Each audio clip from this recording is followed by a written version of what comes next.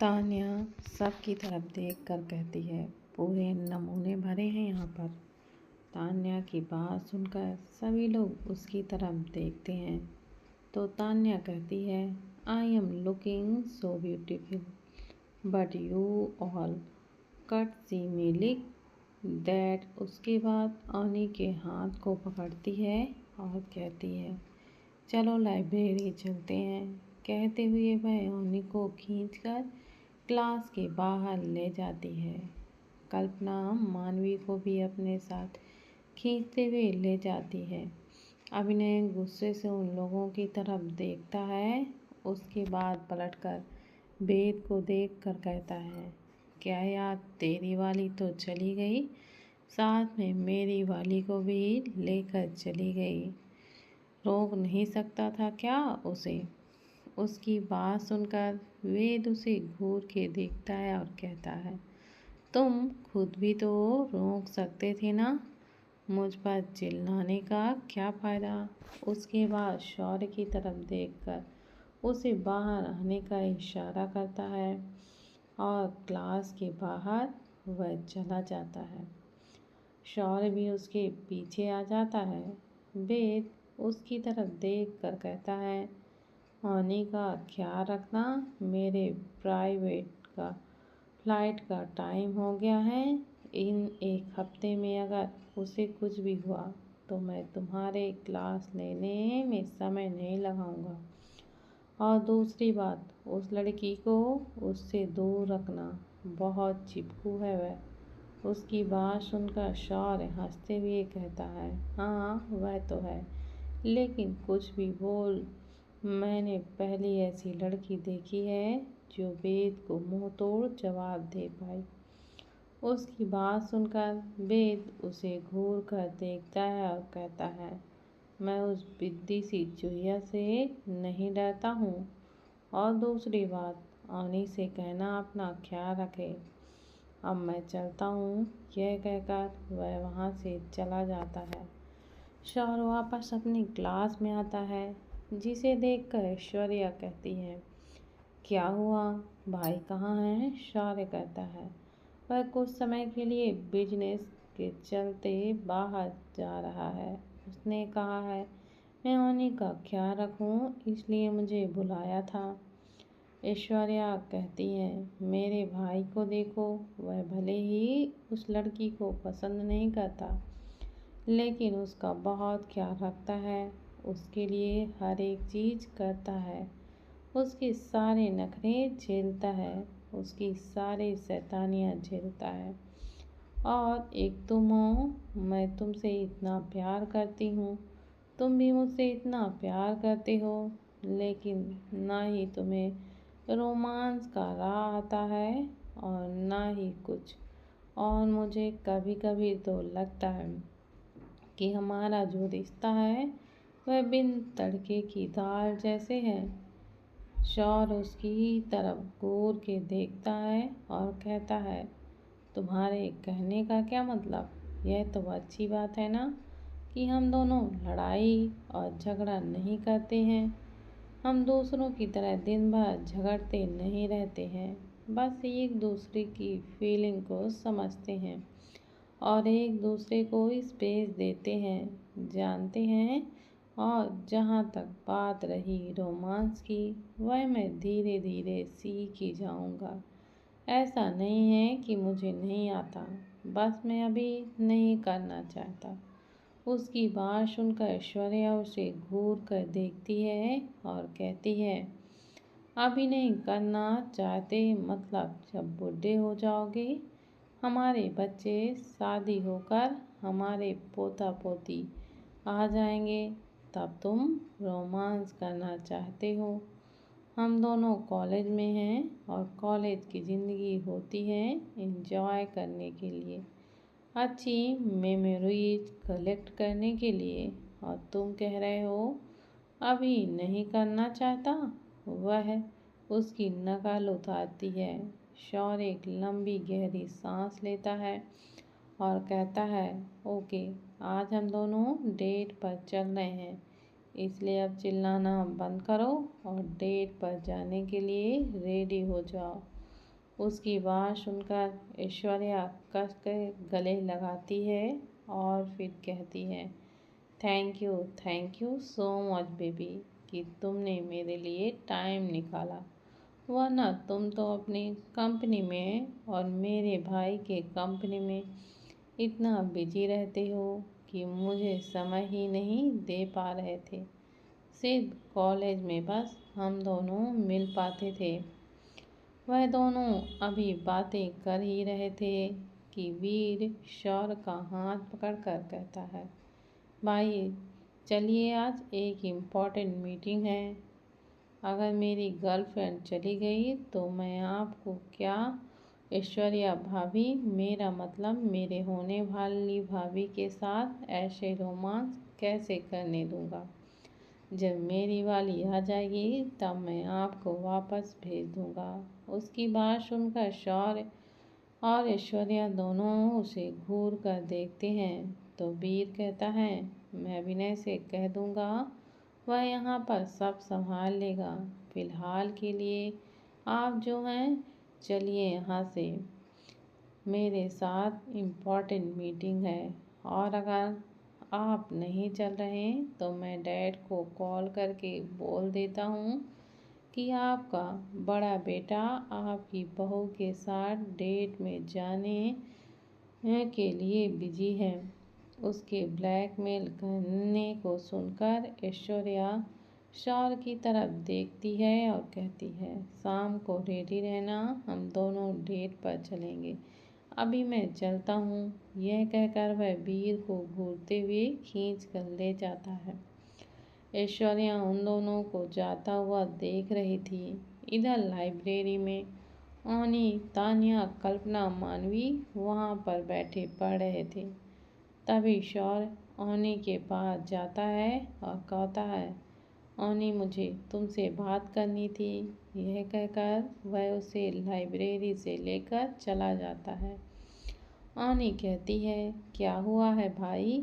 उसकी बात सुनकर शौर्य मुस्कुराता है और कहता है, वेद कुछ दिनों के लिए बिजनेस के सिलसिले में बाहर गया है और मैं तुम्हें यह बताना चाहता हूँ कि तुम किसी भी तरीके के खतरे में पड़ सकती हो।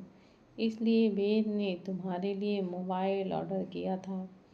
यह कहकर वह उसे मोबाइल देता है और एक चाबी देते हुए कहता है, यह तुम्हारी नई कार की चाबी है। तुम जहाँ चाहो वहाँ पर जा सकती हो और अगर तुम्हें किसी भी तरीके की दिक्कत हो तो तुम मुझे तुरंत कॉल करना। इसमें हमारे आल ब्रदर्स के नंबर सेव है।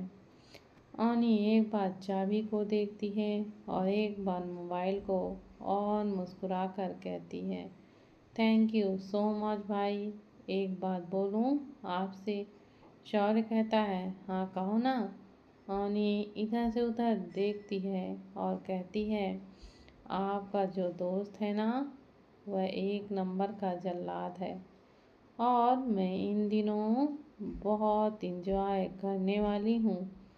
इससे अच्छा वह हमेशा के लिए वहीं पर बस जाए। वह नहीं है ना तो मुझे बहुत ज़्यादा अच्छा लग रहा है। उसकी बात सुनकर शौर्य मुस्कुराता है और फिर कहता है, तुम वेद को गलत समझ रही हो। वह ऐसा लड़का नहीं है। बस गलती यह है उसकी कि उसे किसी से बात करना नहीं आता है, क्योंकि वह हमेशा से अपने गुस्से पर ही रहता है। और दूसरी बात, तुम उसे एक बात समझने की कोशिश करो, वह तुम्हें खुद समझ आ जाएगा। अच्छा, अपना ख्याल रखना। यह कहकर वह वहाँ से चला जाता है। ओनी मुस्कुराते हुए अंदर चली जाती है, जिसे देखकर तान्या कहती है, क्या हुआ है। तो ओनी कहती है, मेरे बॉयफ्रेंड ने मेरे लिए कार और मोबाइल गिफ्ट किया है, क्योंकि वह कुछ समय के लिए बाहर जा रहा है। उसकी बात सुनकर कल्पना कहती है, क्या तुम खुश हो कि वह जा रहा है। तो उसकी बात सुनकर ओनी कुछ देर सोचती है। उसकी आंखों के सामने बेद का वह गुस्से वाला चेहरा और वह उसकी प्यार करने वाला इमेज आने लगता है। वह मुस्कुरा कर कहती है, हाँ हाँ, मैं बहुत खुश हूँ, क्योंकि इन दिनों मैं अपनी ज़िंदगी बहुत ही अच्छे से एंजॉय कर पाऊँगी। तान्या कहती है, यह सब छोड़ो, तुम सारे कपल्स लोग यह बताओ कि हमारे क्लास का सबसे ब्रिलियंट स्टूडेंट कौन है। उसकी बात सुनकर ओनी कहती है, अब तक तो मैं थी, अब पता नहीं, और मुझे तो यह लगता है कि तुम और मैं काफ़ी अच्छे कंपटीटर होंगे। उसकी बात सुनकर तो तान्या मुस्कुरा देती है और फिर कहती है, चलो अच्छा ठीक है, मेरी दोस्ती मेरी कंपटीटर होगी। उसके बाद कहती है, तुम दोनों स्टडी करती तो करो, मैं बुक चेंज करके आती हूँ। यह कहकर वह बुक सेक्शन की तरफ चली जाती है। जब वह लाइब्रेरी के लास्ट वाले कॉर्नर में पहुँचती है, तभी कोई उसे पकड़कर दूसरी तरफ ले जाता है। तान्या अचानक पकड़े जाने से थोड़ा सा घबरा जाती है। उसके बाद उस आदमी को देखते हुए कहती है, कौन हो तुम और यह क्या हरकत है तुम्हारी। लड़का उसकी गर्दन को पकड़कर अपने पास लाते हुए कहता है, तनु, नाटक करना बंद करो, हम दोनों एक दूसरे को बहुत अच्छी तरीके से जानते हैं। तान्या उसे धक्का देते हुए कहती है, हम दोनों ने अपना रिश्ता ख़त्म कर लिया है, इसलिए इसे फिर से शुरुआत करने का कोई बुनियाद है ही नहीं। मैंने अपने आप को बहुत मुश्किल से संभाला है। प्लीज़ अगर मुझे पता होता कि तुम इस कॉलेज में पढ़ रहे हो तो मैं कभी भी अपना ट्रांसफ़र यहाँ पर बिल्कुल भी नहीं करवाती। तुम्हारे जाने के बाद मेरी ज़िंदगी काफ़ी अच्छी हो चुकी है। मैं तुम जैसे हैवान के साथ बिल्कुल भी नहीं रहना चाहती। वो लड़का उसके गर्दन को कस के पकड़ता है और कहता है, तुम्हें बुलाने के लिए मैंने क्या कुछ नहीं किया। किसी और को अपनी ज़िंदगी में लाने के बारे में सोचा और जिसे लाना चाहता था वह तो और किसी की है। मैं किसी और का प्यार बिल्कुल भी नहीं छीन सकता, क्योंकि मैं अभी भी तुमसे ही प्यार करता हूँ। इसलिए मैंने जब तुम्हें देखा तो मैंने सोच लिया है कि मैं किसी के बीच में नहीं जाऊँगा। तान्या उसके सीने पर हाथ रखते हुए कहती है, मेरी ज़िंदगी के जो आज़ादी है ना, मुझे बहुत ज़्यादा प्यारी है। 3 साल पहले जब तुम मुझे छोड़कर गए थे, तब मैंने अपने आप को कितने अच्छे से संभाला है। अपने कॉलेज की टॉपर बनी हूँ। मैं सिर्फ तुम्हें भुलाने के लिए मैंने पढ़ाई को अपनी ज़िंदगी बना ली है, पर अब तो वापस आकर यह सब नहीं कर सकते। Sorry, leave my hand. वो लड़का उसके गले लगते हुए कहता है, तुम्हारे और मेरे बीच रिश्ता था, उसका क्या। तान्या कहती है, हर लड़के और लड़की के बीच कुछ रिश्ते होते हैं। इसका मतलब यह नहीं कुछ जो रिश्ता हमें सुकून न दे, हम उस रिश्ते में इसलिए बंद कर रह जाएं कि हमने एक दूसरे के करीब आए थे, सिर्फ करीब आए थे, हमारे बीच में ऐसा कुछ नहीं हुआ था। वो लड़का उसके गले पर किस करते हुए कहता है, कोई बात नहीं, अब हो जाएगा, लेकिन मैं तुम्हें अब खुद से दूर बिल्कुल भी नहीं जाने दूंगा। यह कहकर वह उसके चेहरे को पकड़ता है और उसके होठों पर किस करने लगता है। तान्या उसे खुद से दूर कहते हुए कहती है, तुम अपनी लिमिट क्रॉस मत करो, वरना मैं चिल्ला दूंगी। लड़का उसके करीब आते हुए कहता है, चिल्लाओ, जितना जोर से चिल्लाना है चिल्ला सकती हो। यह कहकर वह फिर से उसके होंठों पर किस करने लगता है। तभी उसे कोई पलटता है और फिर उसके चेहरे पर एक जोरदार थप्पड़ मारते हुए कहता है, तुम्हें शर्म नहीं आती? एक लड़की के साथ जबरदस्ती करते हुए। मैं तो तुम्हें सिर्फ और सिर्फ घटिया समझ रही थी, लेकिन तुम उससे भी ज़्यादा घटिया निकले। धैर्य का क्लासरूम। धैर्य क्लास में बैठा नोटबुक में कुछ लिख रहा था। तभी कोई उसके पीठ पर छम से मारता है। धैर्य की आंखें एकदम से कठोर हो जाती हैं और वह अपनी नज़र उठाकर उसे देखता है तो वही लड़की थी जिसने पिछले दिन उसे टेरेस पर प्रपोज किया था। उसे देखकर धैर्य गुस्से से कहता है, यह क्या बदतमीजी है? तुम्हें नज़र नहीं आ रहा कि मैं पढ़ रहा हूँ? वह लड़की क्यूट सा चेहरा बनाती है और कहती है, अपने गर्लफ्रेंड को वैसे डराते हो? तुम्हें शर्म नहीं आती? धैर्य उसे घूरते हुए कहता है, मेरी चॉइस इतनी घटिया नहीं है कि मैं तुम जैसी बदतमीज लड़की को अपनी गर्लफ्रेंड बनाऊंगा। दूर रहो मुझसे। उसके कहने पर वह लड़की उसके गाल पर किस करती है और पॉज बनाते हुए कहती है, हाय कितना प्यारा है यह। इसलिए तो छवि का दिल तुझ पर आया है। धैर्य उसके किस करने पर और ज़्यादा गुस्से में आ जाता है और कहता है, कुछ मैं कह नहीं रहा हूँ, कुछ कर नहीं रहा हूँ। इसका मतलब यह बिल्कुल भी नहीं है कि तुम अपनी मनमानी करती रहोगी। तुम छवि हो, लेकिन तुम मेरी ज़िंदगी में आकर साया बिल्कुल भी नहीं बन सकती और ना ही मैं तुम्हें बनने दूँगा। इसलिए आइंदा से मुझे परेशान करना बंद कर दो, वरना मैं तुम्हारा व्यवहार करूँगा कि दोबारा मेरे सामने आने की कोशिश भी नहीं करोगी। फ़ैन हो तो फ़ैन की तरह रहो, मेरी ज़िंदगी में दखल अंदाजी मत करो। Get out. उसकी बात सुनकर छवि, जिसकी आंखें नम हो चुकी थीं, वह मुस्कुराकर कहती है, चलो तुम भी क्या याद रखोगे? छवि ने तुम्हें कुछ नहीं किया, वरना अगर कोई मुझसे ऐसी बात करता ना तो मैं अभी तक इस कुर्सी को उठाकर उसके सिर पर ही फोड़ चुकी होती। यह कहकर वह वहाँ से चली जाती है।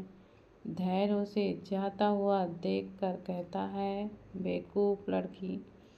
अचानक छवि वापस आती है और उसके दूसरे गाल पर किस करके कहती है, तुमने ही बनाया है।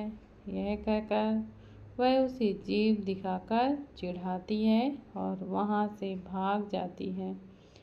इधर दूसरी तरफ अचानक थप्पड़ पड़ने से कनिष्क का गाल एक तरफ झुक जाता है और वह अपने आँखों में बेशुमार गुस्सा लिए ओनी को घूर के देखता है और उसके गर्दन को पकड़ते हुए कहता है, तुम्हारी हिम्मत कैसे हुई मुझे थप्पड़ मारने की? उसके ऐसे गले को पकड़ने से ओनी घबरा जाती है। उसके बाद वह भी उसके हाथ को पकड़कर जोर से काट लेती है, जिससे कनिष्क के मुंह से आह निकल जाती है। तान्या कनिष्क की तरफ देख कर कहती है, तुम्हारा और मेरा जो कुछ था सब कुछ खत्म हो चुका है, इसलिए दोबारा कभी भी मेरे सामने आना मत और मैं जितना जल्दी हो सकेगा यहाँ से चली जाऊँगी। यह कहकर वह ओनी का हाथ पकड़ती है और उसे वहाँ से ले जाती है। ओनी कनिष्क को घूरते हुए चले जाती है। वो सभी लाइब्रेरी से बाहर आते हैं। ओनी तान्या को देखते हुए कहती है, यह सब क्या है और वह तुम्हारे पीछे क्यों पड़ा हुआ है? तान्या एक गहरी सांस लेती है और कहती है, 3 साल पहले हम दोनों उत्तराखंड में मिले थे। हम दोनों का रिलेशनशिप अच्छे से चल रहा था। फिर वह कुछ ज़्यादा ही ओवर पेचेशी होने लगा, तो मुझे लगा यह सब तो हर रिलेशनशिप में ही होता है। बाद में धीरे धीरे हम दोनों और करीब आते गए। तभी उसकी माँ को हमारे बारे में पता चल गया और उसने मुझे मेरी फैमिली को मार देने की धमकी दी, जिस कारण मैंने अपने दोस्त के साथ रिलेशनशिप में होने का नाटक किया और कनिष्क से ब्रेकअप कर लिया और मैं वहाँ से कुछ दिन के लिए शिमला चली गई थी, जिस कारण वह मुझे खोज नहीं पाया और यहाँ पर देखकर वह मुझे बावला हुआ जा रहा है। ऑनी उसकी बात सुनकर कहती है, सो सैड, लेकिन तुम्हें कनिष्क को इस बारे में बता देना चाहिए ताकि वह तुम्हारा पीछा छोड़ दे। और मैं तुम्हें और एक अच्छा एडवाइस देना चाहती हूँ, वह लड़का बिल्कुल भी अच्छा नहीं है। तुम उसके साथ दूर दूर तक भी कनेक्ट मत रखो, वही तुम्हारे लिए अच्छा होगा। तान्या उसकी बात को सुनकर कहती है, हाँ मुझे पता है, इसलिए तो छोड़ दिया है मैंने उसे। वैसे यार, इस कॉलेज में हॉट बंदे बड़े हैं, किसी के साथ मेरा टाका भिड़ा दो ना। अकेले ज़िंदगी बिताते बिताते बोर हो गई हूँ, थोड़ा चिल कर लेते हैं। ऑनी कहती है, बॉयफ्रेंड के चक्कर में मत पड़, चल मैं तुझे आज क्लब लेकर चलती हूँ।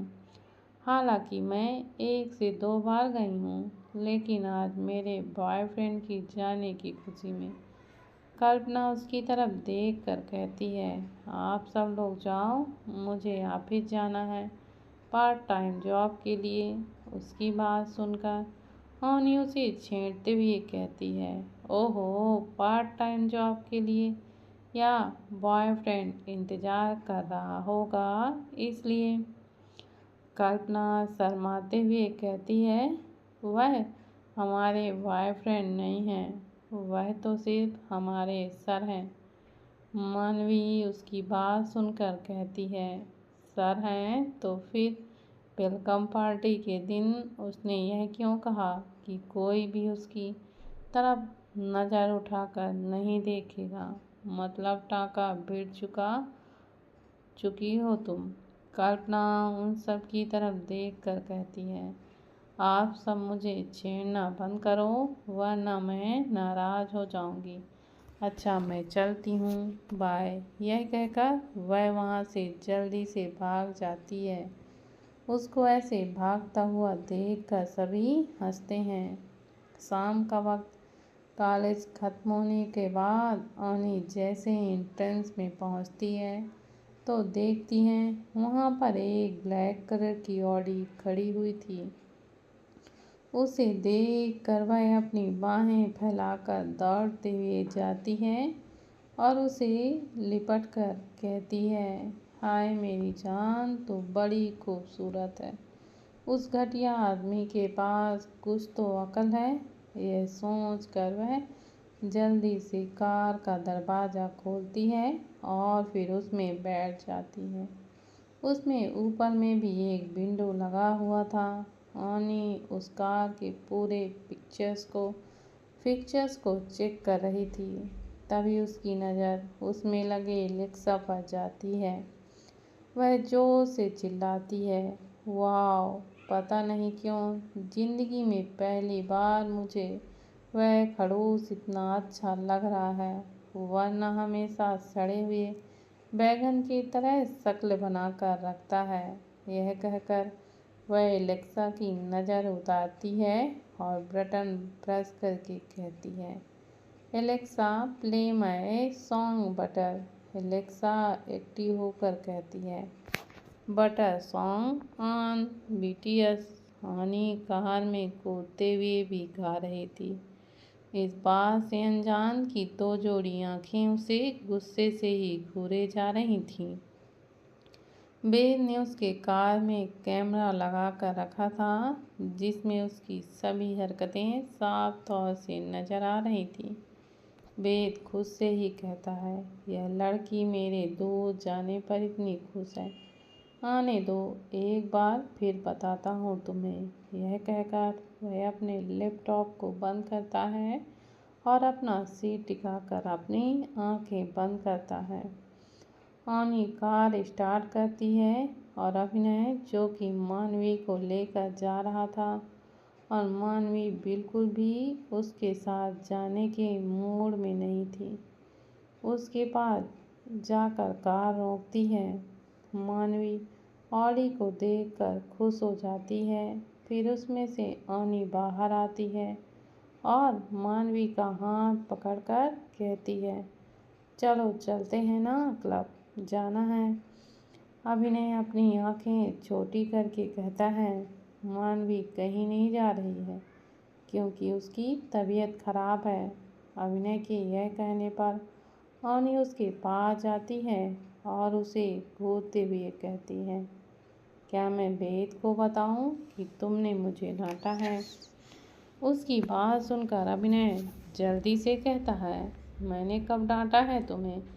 आनी मुस्कुरा कर कहती है, डांटा नहीं है तो कहने में क्या होता है, और प्रूफ है मेरे पास कि तुमने मुझे डांटा है।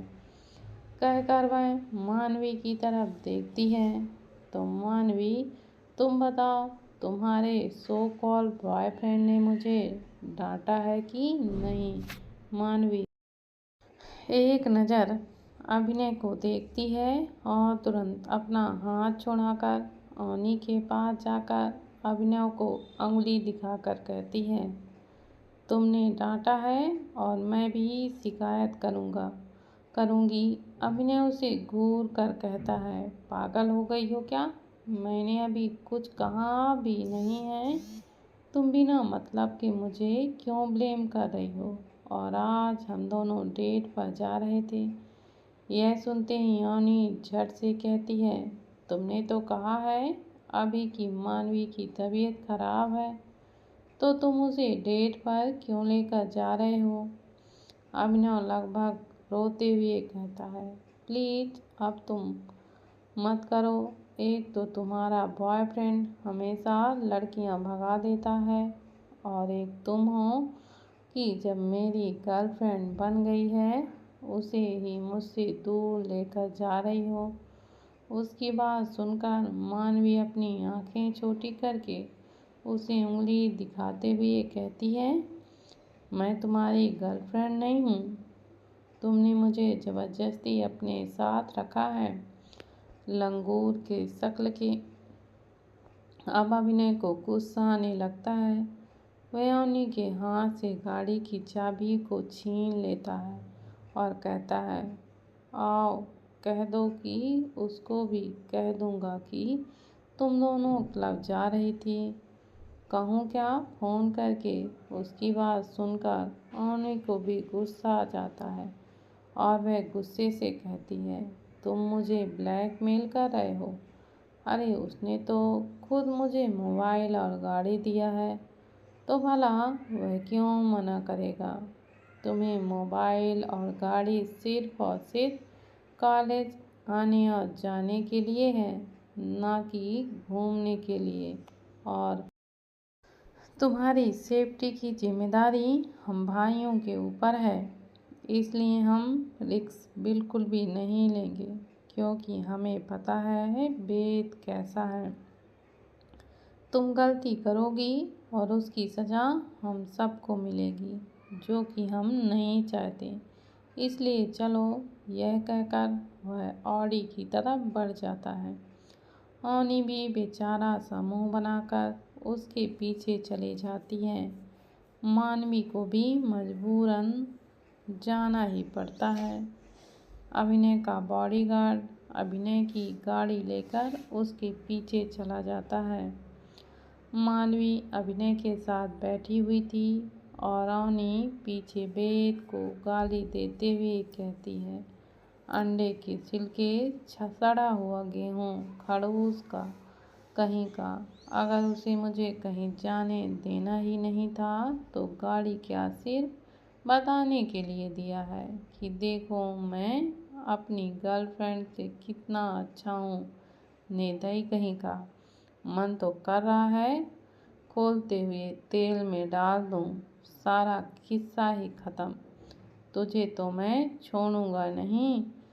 अब बस जाओ तुम।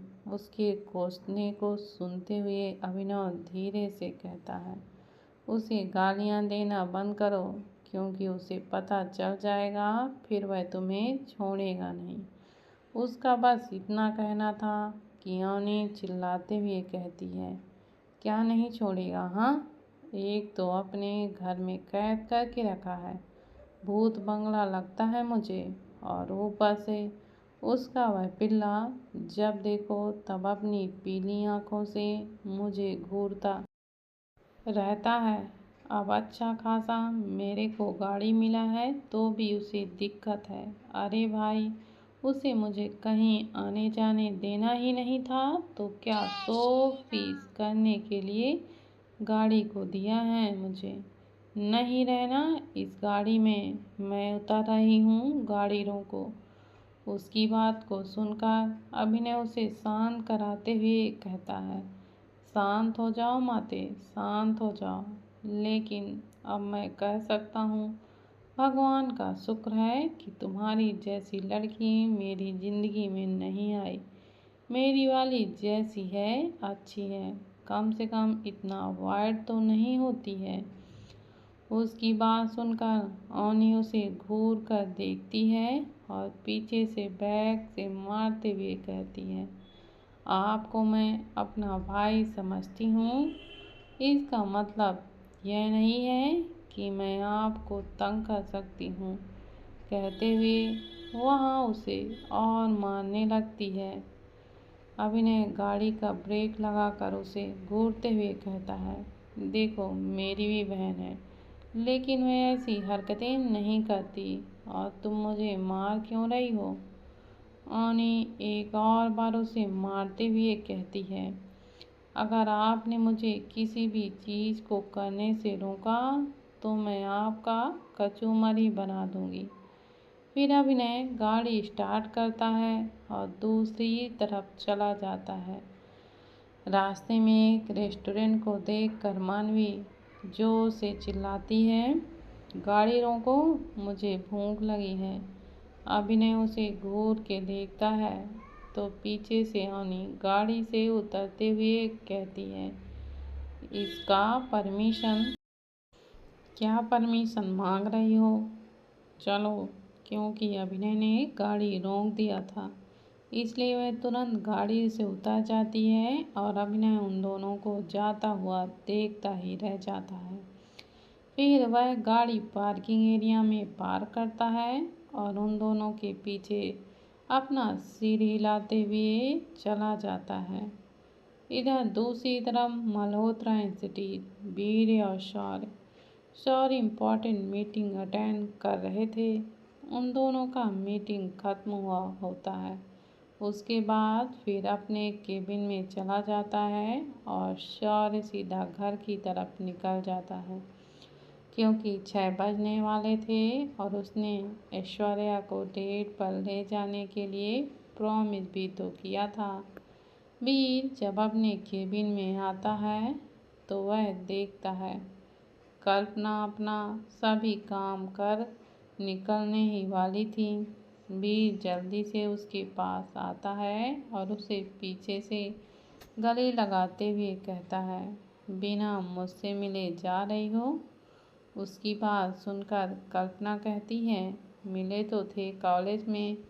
वीर अपनी एक आईब्रोज ऊपर करता है और उसके गले पर किस करते हुए कहता है, पता है लेकिन ऑफिस अलग होता है। तुमने तो ऐसी स्टोरी तो सुनी होगी ना जिसमें सीईओ और असिस्टेंट का अफेयर होता है। उसकी बात सुनकर कल्पना मासूमियत में अपना सिर ना में हिला देती है और कहती है, हमारे पास इतना समय होता ही नहीं था कि हम ऐसा कुछ स्टोरी सुन सकें या देख सकें। तो वीर कहता है, तो चलो। उसके कहने पर कल्पना उसकी तरफ देखती है और फिर कहती है, कहाँ? वीर उसे अपनी तरफ पलटकर उसके माथे पर किस करते हुए कहता है, वहीं जहाँ कोई आता जाता नहीं है। कल्पना उसकी तरफ देखती है। फिर वीर कहता है, तुम्हें ऐसी स्टोरी दिखाने, सुनाने और बिगाड़ने चलो, क्योंकि इतनी मासूम लड़कियां मुझे अच्छी नहीं लग रही।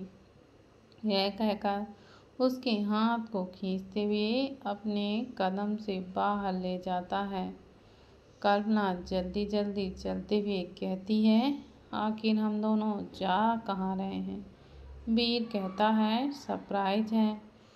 इधर मिलन आस्था की तलाश में घूम रहा था कि तभी उसकी नज़र आस्था में हमेशा की तरह आज भी सफ़ेद रंग का सूट पहना हुआ था और उसके साथ एक औरत भी थी जिसे वह सहारा देकर चल रही थी। मिलन जल्दी से अपनी गाड़ी की स्पीड बढ़ाते हुए उस तरफ चला जाता है। आस्था वहीं एक गाड़ी में उस औरत को दरवाज़ा खोलकर बैठाती है और दूसरी तरफ से खुद बैठने वाली होती है कि वहाँ पर मिलन अपनी बाइक रोकता है और अपने सेट में रखे गुलाब को निकालकर आस्था के सामने करते हुए कहता है, आई लव यू, क्या तुम मुझसे शादी करोगी?